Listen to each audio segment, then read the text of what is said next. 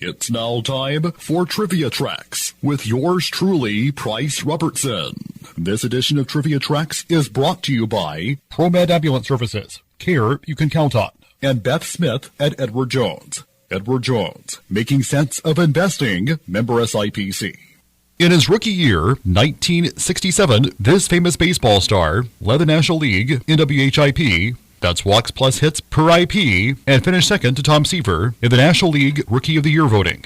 Dick Hughes spent his entire but brief major league career with the St. Louis Cardinals. Born in Stevens, Arkansas, on February 13, 1938, Hughes moved with his family to Shreveport, Louisiana in 1946. Very nearsighted, he began wearing glasses in 7th grade and learned for the first time that there were people who could see across the street. He graduated from C.E. Byrd High School in Shreveport in 1956 and pitched for the school's baseball team that won the AAA state championship. He played collegiate baseball on a scholarship at the University of Arkansas for 2 years before turning professional in 1958. In 1962, during a stint with the Tulsa Oilers, he had 33 at-bats and slugged .758.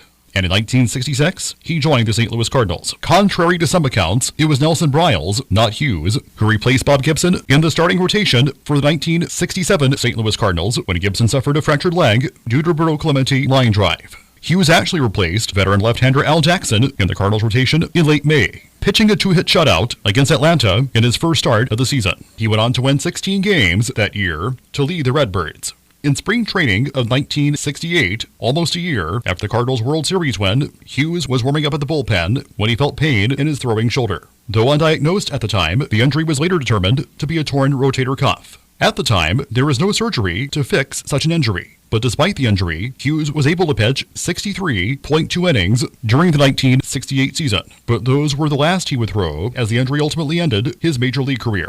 After a brief stint in the minors, Hughes retired from playing baseball. He then coached minor league pitchers in Sarasota, Florida for 2 years before he took over Fred Hahn's scouting territory of Arkansas, Mississippi, and Tennessee. Today, Dick Hughes lives in Stevens, Arkansas with his wife, Ann. Till next time, I'm Price Robertson.